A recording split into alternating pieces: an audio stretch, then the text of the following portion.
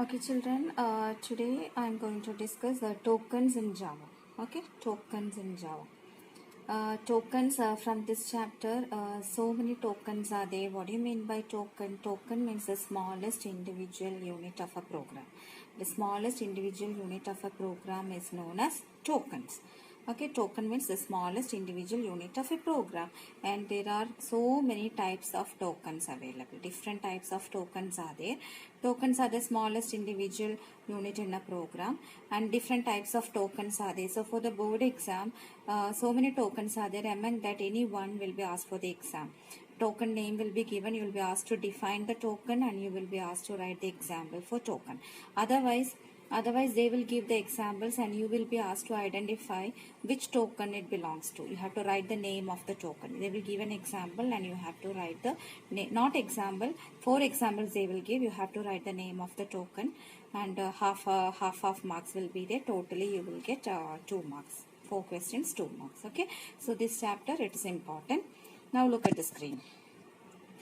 Different types of tokens are, first one is keyword.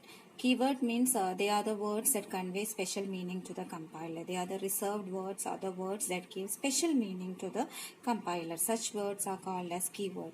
Just like we talk something in English and all, no, for each word there are specific meaning. Like that, there are certain words that give special meaning to the compiler, and they are called as keywords. Like so many examples are given in the textbook.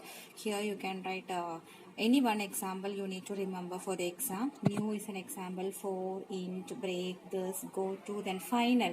Final is also a keyword. The peculiarity of final is that this is a keyword which is used to represent constant value. Okay, so for 1 mark you can expect a question. Name the keyword which is used to represent a constant value. What is the answer? Final, F-I-N-A-L. Write it in small letters. Then another type of token is identifier. Identifier means they are the names given to identify different parts or different blocks of a program. For example, if you want to identify a particular variable or a particular data type, data, then you can consider it as a variable name. If you want to give a name for a small loop or a small function, then you can give a function name. If you want to give a name for the entire class, you can give a class name. So identifier means they are the names used to identify different blocks of a program. And there are 3 types of identifiers. If you write a variable name, it is an identifier. Class name is an identifier. Method or a function name is also an identifier. Just like we give names to each students, no? You are identified by your name. Like that, each part of a program can be identified by different names, and these names are called as identifiers. Example is ROLLNO, roll number. That is an identifier used to denote or represent roll number of a particular student. Next token is literal. Literals are also called as constants, and the peculiarity of a literal is that these values will never change. The values present in literals will never change. Okay, that is called as literal. Their values will never change. Different types of literals are present. The first literal is integer literal. Integer literal, these literals are used to store only integers without any fractions. There are 3 types of integer literal. One is decimal, the other one is octal, and the next one is hexadecimal. That won't be asked for the exam and all. Decimal means 0 to 9. Octal starts with 0. Hexadecimal literal starts with 0x. Second type of literal is floating literal, and when literals are written in the fractional form or an exponent form, 2 types of floating literals are there. If you write in point value, you can consider it as fractional form. If you write it in the exponent notation, for example 2e, small letter e or capital E, that represents exponent form. Then the third type of literal is Boolean literal. Boolean literals are the literals which stores only 2 values. One is true and the other one is false. Both are small letters. Okay, true or false. Don't write T and F in capital. Write everything in small letter. If you write in capital letter, your marks will go. Okay, so these are reserved words, so don't change the case of the letter. So Boolean literals are the literals used to store only 2 values, either true or false. Then next literal is character literal. They are the literals used to store characters, single characters, and they are enclosed in single quotes. Examples: small letter A in single quotes, /n in single quotes. You can see /n when something is written with a backslash. They are called as escape sequences. Okay, escape sequences are the character constants which are used to represent non-graphic characters. Non-graphic characters means the characters which cannot be typed directly through the keyboard. They are called as non-graphic characters, and these are called as escape sequences, and they are examples for character literal. So whenever something is given in single quotes, you can write it as a character literal. Then the next literal is string literal. If something is enclosed in double quotes, it can be called as string literal. Example, good luck in double quotes. Then null literal. Null literal means no, it contains only one value, that will be null, N-U-L-L. It is a null reference, that is null literal. See, for the exam I told you, literals examples will be given. You will be asked to identify the token.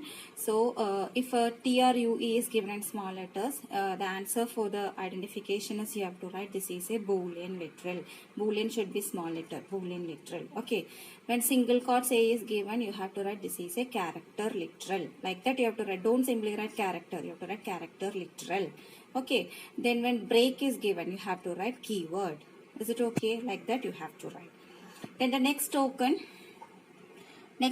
that you have to remember is separator. Separator is a token. Separators are also called as punctuators. They are also called as punctuators, and they are used to separate different parts of a program. For example, you can separate some parts of a program using a brackets or curly brackets or semicolon or comma, like that. So these are called as separators or punctuators. Then the next token that you have to remember is tokens are this much. Okay, up to separators are the tokens. Now I'll just tell once again. Tokens means they are the smallest individual unit in a program. Different types of tokens are there, which are the keywords, identifiers, literals, separators. Okay, these are the important one. Okay, now coming to operators. Actually, operator is also a token. Why I try to stop is that operator, we have to discuss operator in detail, but anyway I'll go very fast. Operator is also a token. Okay, operator is also a token. Actually I thought of taking operators in the next session, but 3 more minutes are there, we'll finish it off. Now operator is also next token. Operator means they are used to perform operations. Operators are used to perform operations. And you can say there is a term called expression. Expression means A plus B is an example for expression, where A and B are called as operands and plus is called an operator. So expression is a combination of operators and operands. So operator is also a token. Now coming to the operator sections, different types of operators are there. Operators are of different types. First one is arithmetic operator. Arithmetic operator means it is used for mathematics. Arithmetic operators are having different types. Arithmetic operators has different types. That is unary operator. Unary means, from the word itself it is clear. Unary operator means what? It uses only one operand. If an operator uses only one operand, then you can say that it is a unary operator. For example, unary plus, unary minus. Example is plus x minus y. These are examples for unary operator. Okay.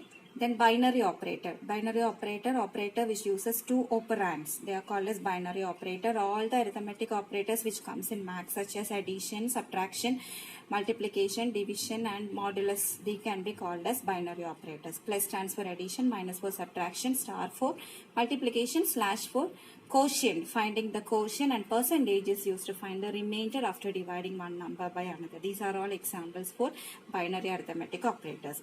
Now plus is an operator. This can also be used for concatenation. When you use plus with strings and all, no, there become a change. Look at the example. What is 2 plus 3? 2 and 3 are numbers, so 2 plus 3 addition takes place and you get 5 as the answer. Now 2 in double quotes and 3 in double quotes. Strings are added. When strings are used with plus operator, automatically concatenation takes place. That means 2 and 3 will be printed next to each other. The next example, 15 is a number, xy is a string. When plus is applied with different values, if at least one string is there with plus, automatically the left of that also will be converted into a string. For example, 15 plus xy. Left side it is 15, right side it is xy. So since a string is present either on the left side or on the right side, both will be converted into string, and you will get whether a concatenation takes place, and so 15 and xy will be joined together and you get the answer as 15xy. Okay. Then under arithmetic operator, next classification is increment or decrement operators. Plus plus and minus minus, you know. Increment, decrement. Okay. Increment operator means plus plus. That means 1 will be added to that. Decrement means minus minus. 1 will be subtracted from that. And when you come to increment, decrement operators, there are two classifications again. One is prefix and the other one is postfix. If you are fixing the operators to the left of the variable, then you can say it is prefix. And if you are fixing the operators to the right of the variable, you can say that is postfix. In prefix, there is a rule: first change the value and then use the new value. In postfix, what is the rule? First use the old value and then change the value. See, you can expect output questions based on prefix and postfix operators. Okay, so many examples are there in your book. Just look at those examples. If I get time, if a situation is favorable, means I'll give you some examples. But anyway, you have to go through the output questions based on increment and decrement operators. Okay, so that is about arithmetic operator. Arithmetic operators contains unary operator if there is only one operand. If two operands are there, binary operator. Then increment and decrement operators. The next type of operator is relational operator. There are 6 types of relational operator. They are less than, greater than, less than or equal to, greater than or equal to, not equal to, and double equal to. Less than is used to check whether the first operand is less than the second one. Greater than, then less than or equal to, greater than or equal to, not equal to, double equal to means if the value is present on the left side is exactly equal to the value on the right side. So these are the 6 relational operators. Then the next operator is logical operator. There are 3 types of logical operators: logical and, logical or, logical not. And is represented by double ampersand symbol, or by double pipe symbol, and not by an exclamation symbol. When logical and operator is used, you know both expressions. If both expressions are true, the final answer will be true. Then if or is used means if at least one expression is true, you will get the answer as true. Not means just the reverse. If a true is given, not of true is false. And what is not of false, true. Okay. So for and, if the output, to get the output true, every expression should be true. For or, to get the output as true, at least one expression should be true. Not means the reverse. So this is about logical operators. The next, assignment operator. Assignment operator means what? Just used to assign, store one value into another. For example, x equal to 10. Value 10 will be stored in the variable x. This is an assignment operator. And coming to assignment operator, you need to stress upon shorthand operators. Plus equal to, minus equal to, star equal to, etc. shorthand operators. Example, x plus equal to y. What is the expansion of shorthand x operator? X plus equal to y means x is equal to x plus y. That means new value of x is equal to old value of x plus y. So x is equal to x plus y can be written as x plus equal to y. This is an example for assignment operator. Then conditional operator. Conditional operator means question mark and colon are called as conditional operator. This is also important. Conditional operators are also called as ternary operators. Here, question mark and colon are used to represent conditional operators. Syntax is given. Expression 1, question mark, expression 2, colon, expression 3. So here, just look at the example. Result is equal to p greater than 40. That is expression 1. Is p greater than 40 true? If it is true, the value, whatever is written soon after the question mark will take place. And if p greater than 40 is false, means whatever is written after colon will take place. So in this example, p greater than 40. If p is greater than 40, suppose p is equal to 100. Is 100 greater than 40? Yes, true. So p will be stored inside result. If the value of p is 20, now what will be the output? Is 20 greater than 40? No. So F will be stored inside result. So that is conditional operator. This is also called as ternary operators. Now next operator is new operator. Small letter NEW. It is used to create an object of the class. Instance means object.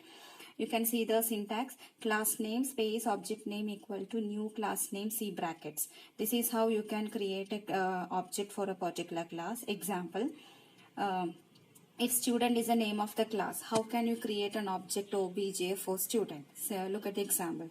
Class name is student. Student space obj is equal to new student. That means the class name is student. Object name is obj. New is used to create an object of class student.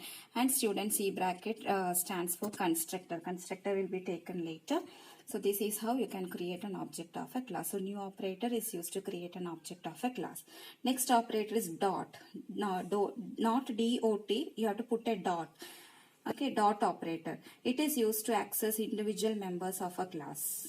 not class of an object. Okay, dot operator is used to take out individual data members or functions of an object. Example, if name of an object is obj dot roll number equal to 10 means obj is an object which is having a data member called roll number, and the roll number of object obj is initialized as 10. Then obj dot display means object obj is calling the function display. So dot is used to access individual data members or the member functions of a particular object.